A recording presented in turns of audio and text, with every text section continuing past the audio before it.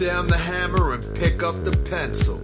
You're about to listen to the Savvy Radio Show. Learn from real-life real estate investors, experience revealed with the Savvy Landlord as your host. What's going on, Savvy investors? Yep, this is your friend Steve Van Calmbert, the Savvy Somebody.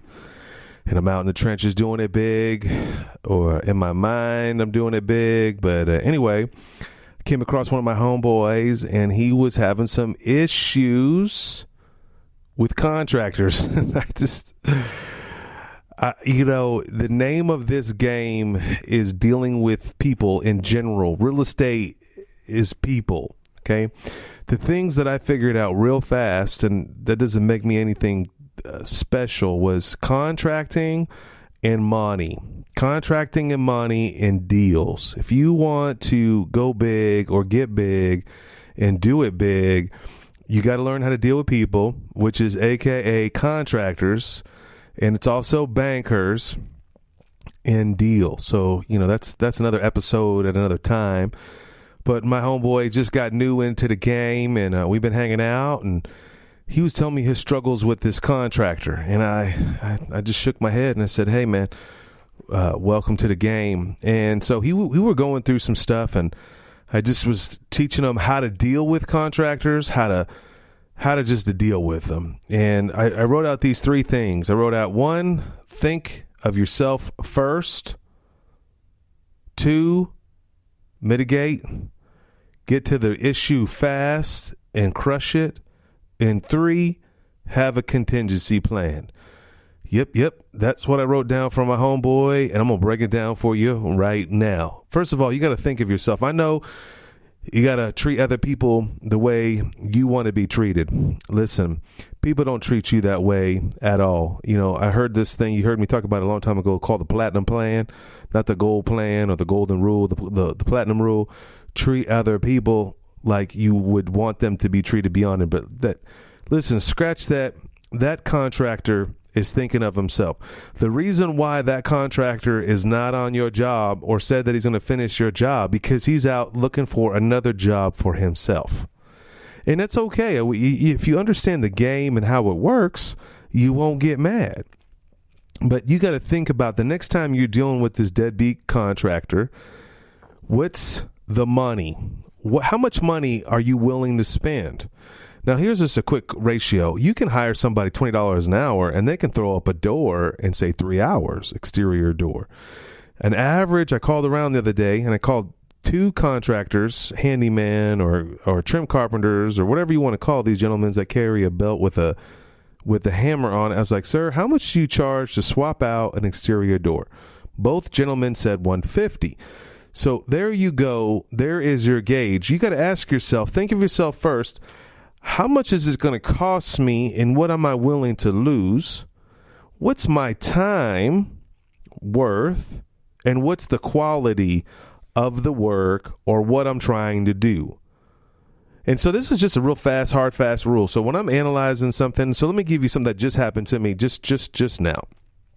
And so I'm remodeling a property, and it's a higher end home, about $140,000 home, depending on what appraisal you use. It could be the one I got for $125,000, which is bogus, but I think the property's worth $145,000, but we're going to leave it the way that is. Maybe we should have a podcast on appraisers.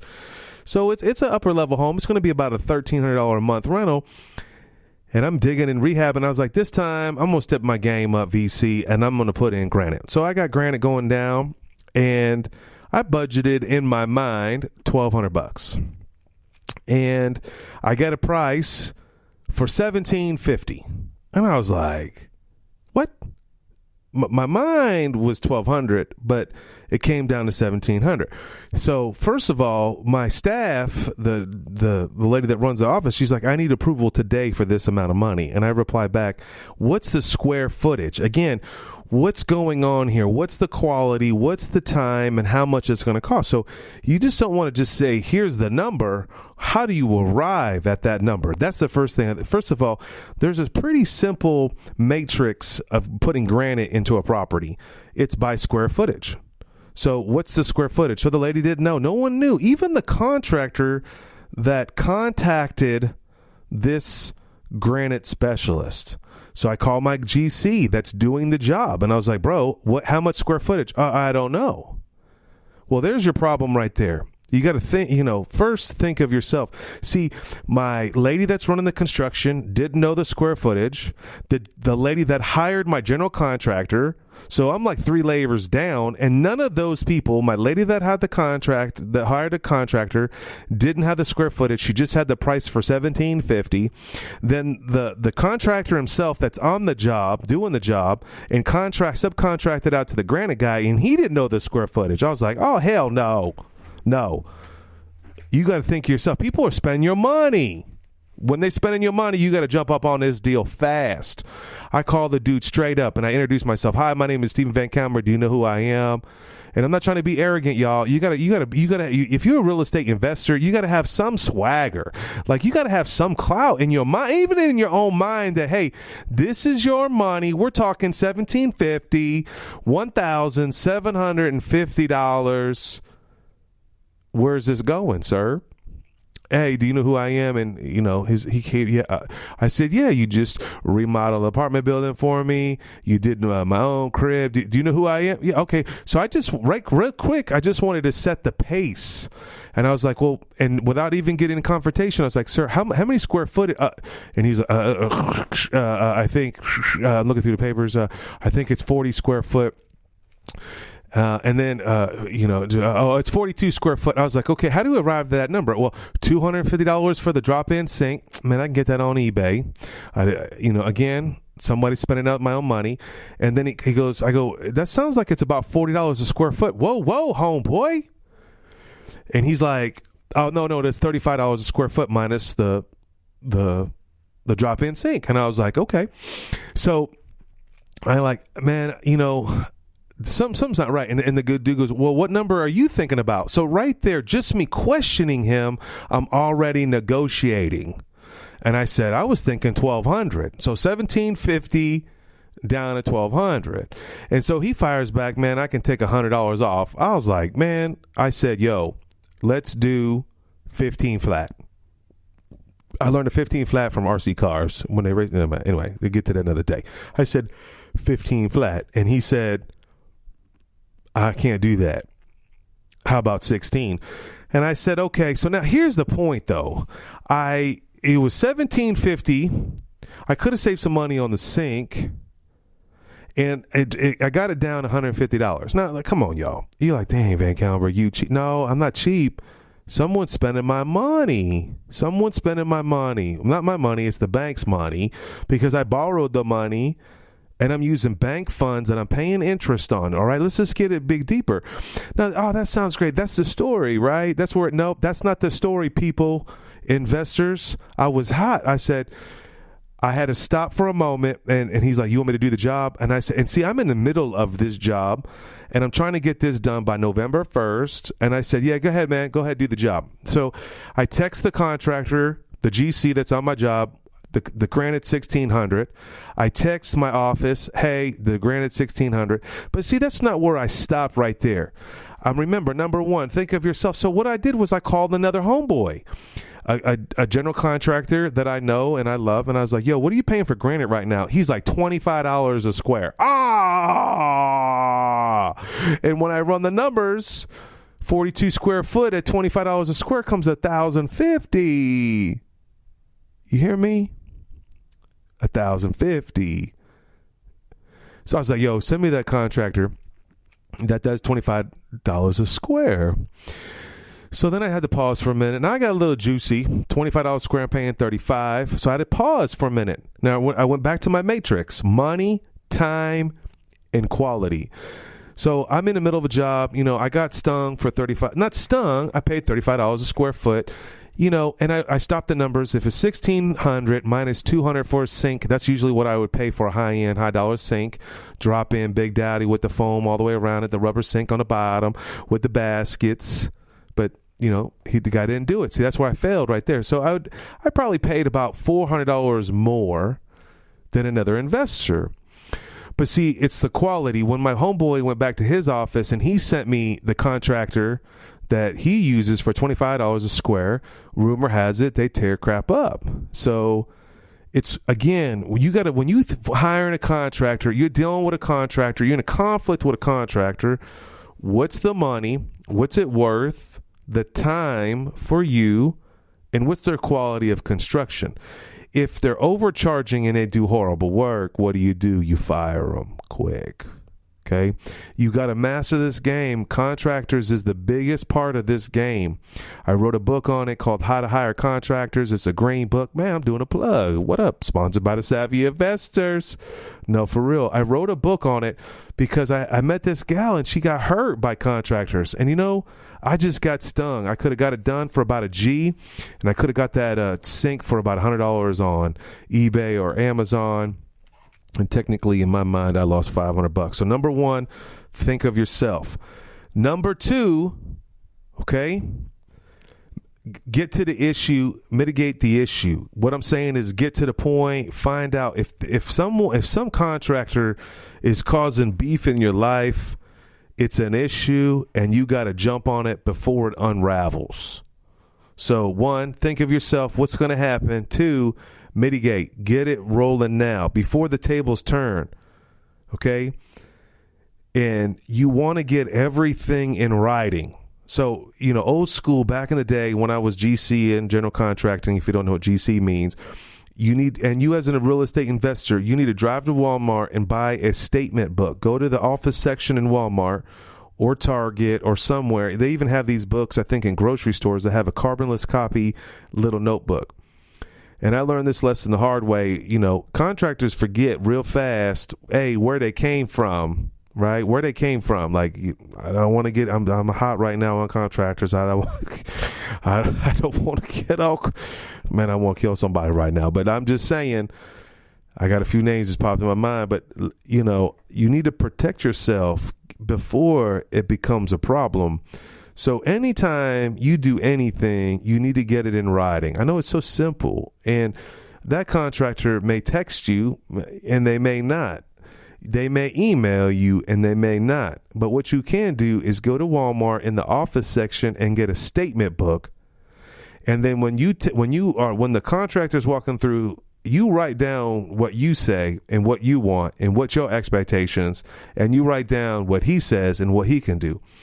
The problem with my homeboy right now, that there is no timeline on the job. And, the rule number one is you should go by the job site at least once every other day. If you're on a big job, I would say over 10 G's, 15 G's, you should probably for sure go at least almost every day if possible. If not you, some of your staff. But you should definitely over 10 or 15 G's, 40 G's. You need to be going over there every early in the morning and on the way out. And if you can't handle that, then you should be doing these type of big jobs, because you're going to get stung, because you're going to come across problems, and you want to, number two, mitigate those, get to them before they happen, and get it. And then here's another point for number two: get a release. Oh, when I was talking to my homeboy, he looked at me like, "What's a release?" Oh. Release of liability. See, what happens is, and this has happened to me, say some contractor comes out and does a job, and you pay that guy and he uses materials and he doesn't pay for the materials, they can put a lien on your property, that supply house. Yep, it's happened to me. Or you have a conflict with this guy and he puts a lien on you later, you have a release. So anytime you write a final check to somebody, you want to get a harm's release, like all liability is done on both sides. Thank you very much. See you down the road. Get it in writing. And number three, bang, bang, have a contingency plan. Okay. So, you have a goal. You want to be rented by November 1st, right? So right now I'm on September 28th. Hey, that's my birthday. And you want to get it locked out. That's why you want to go by the job site as often as possible. But if I have to fire that guy, what is my contingency plan? What if he doesn't show up? And that's exactly what's happened to my homeboy. He was having his house, and he would drive by there, and it'd be like one flunky dude outside smoking all the time, and nobody was working. And then he would come by, and nobody was working on the house. But the contractor assured him that it would get done. Of course, they were going to, and the contractor is going to say whatever he could say to get you to get the money to give to him, so he can get the job, so he can do his life and not be there at the job and go get another job. So you got to have at least 4 to 5 guys on ready reserve. And so it's just interesting that we don't think this way. And I've learned this when I ran a DJ company. So, and I look at it like this, and maybe this will help you. But when you own a DJ company, you're doing weddings, and it's a once in a life opportunity for real. Like, you're doing that wedding one time. Like, they may get divorced, whatever. You may chuckle, but the point is, it's like everyone's set up. All the food is there, the venue, the AC. The DJ needs it. There's no second take. There's no, hey man, I'm sorry, man, I'm sick. I got a headache. I'm going to have to come back tomorrow. And like, I just had when I ran this deal, it was hard running the DJ business, but I mean, I just did not leave it to chance. That guy could get broken up with his girlfriend, and this has just happened. Oh man, I broke up with my girlfriend. I can't work this week. What? You can't work this weekend? Have you lost your mind? It's their wedding. They got like a $30,000 wedding on the table, and because you got broke up because she said something wrong. No, you throwing up? You got diarrhea? You gonna go DJ? Man, it was one time. I mean, I could tell you so many DJ stories where, man, I forgot my pants one time. One time I got in trouble. One time, I need to say that story sometime. But here's the deal. I was empowered. That's the word you need. You need to be empowered. You could just go down a list. Like right now, I have 4 or 5 Granite people I can talk to. I'm already that dude. I'm going to have that dude do the job.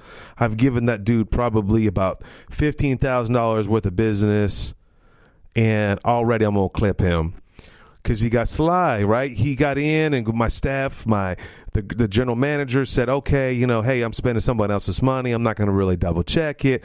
My general contractor dude, he don't care. He's on a timetable. But see, I just saved $150. Do you think I'm going to call that contractor back? No, because I'm empowered. Because I have another Granite dude that I found that's ready to work, maybe for the same price. But for sure, I'm going to find somebody at $25 a square foot because my homeboy's getting $25 a square foot. I'm going to find, this is level 1 Granite. Now, just so you know, Donald Trump is kind of messing the game up and adding tariffs. So Granite won't be so cheap, and Granite probably won't be around much longer. So get ready. Someone needed to hear that today. Don't be thinking on your next flip you're going to be putting Granite in there. You might be thinking of something else, another material, because the price is going to come down. So you want to be empowered. That's number 3. You want to have a contingency plan. And my contingency plan is what I did when I had DJs.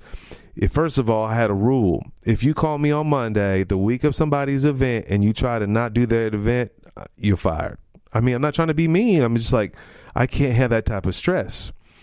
On top of that, now, so if I can't replace you, but if you call me in 2 weeks before, which is kind of you on my edge, I will look on my spreadsheet, Google Drive, Google Sheets, and I have notes, DJ, phone number, email, and their skill set. And I would just call down, yo, Timmy, do you want to DJ this weekend? Yo, Ralph, you want to DJ this weekend? Yo, Tim. And it was a little stressful, but by the time I got to 5, 6, sometimes I actually had to get to 11 one time. I had a DJ, and my job was saved. And I always kept myself off a gig just in case something really major happened. And one time it did. Somebody got hit. One of my homeboys got hit with riding a motorcycle, and he was unable to perform. And we solved that problem. You have to have a contingency plan with empowerment. How do you get the empowerment? Get your deal together and start finding other contractors, and do not rely on one contractor. I met with one of my awesome bankers today, a veteran, retired, and I remember him point blank, Steven, don't rely on one banker. And I mean, I love this dude. This dude was my homeboy. He's the one that showed me the life of finance, and he's like, don't rely on one banker. I thought he was being offensive. Like, I thought, they're gonna loan me no more money? Why would you say that? He was raising me up to not be reliant on one avenue. And that's where some of you cats out there pulling your hair out, frustrated. I mean, I got 5 lawn care people.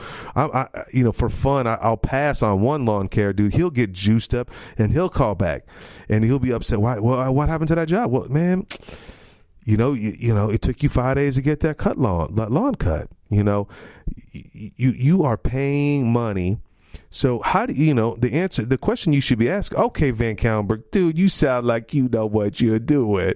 How do you be empowered? Well, first of all, look what I did. As soon as I got on the phone, I called my homeboy. I was like, yo, how much are you paying? He told me, he gave me another granite guy. Now I have 3 granite guys. How do I find a handyman? Right there in front of my boy, I went on Craigslist. I started looking at ads. I started calling people. And the question, I started vetting them out right there. Hey, sir, how far away are you? I'm a property manager. I have property that I got to manage and take care of. Are you available? He's like, no, I'm not. I go, how far away are you? He's like, a week or 2 weeks. I said, okay. How much do you usually charge to install a door? He said $150. I wrote his name down. His name was Alfie. And I kept on down the list. Next thing you know, within 30 minutes, I had about 5 decent guys. That doesn't mean they're all legit. That doesn't mean they do good work. But the point is, I'm empowered. You need to be empowered. Keep listening. I need you to do me a favor. Tell folks about the Savvy Radio Show. Email me. Let me know what you want to cover. Hopefully this made sense to you, because I just made this up over in 2 seconds. So I don't know if this worked for you. If you got some nuggets out of here, just text me 3 nuggets. Yo, I got this. And, that would help me out. And if there's a subject you want me to jump on or talk about, or you're in some pain, or you even need some prayer, what up? Holla at your boy, and I'll do my best to get back with you. Much love. Thanks for listening to the Savvy Radio Show. Glide online and listen to our other motivating episodes at SavvyRadioShow.com. Connect on Twitter at LandlordBook, and always be buying assets.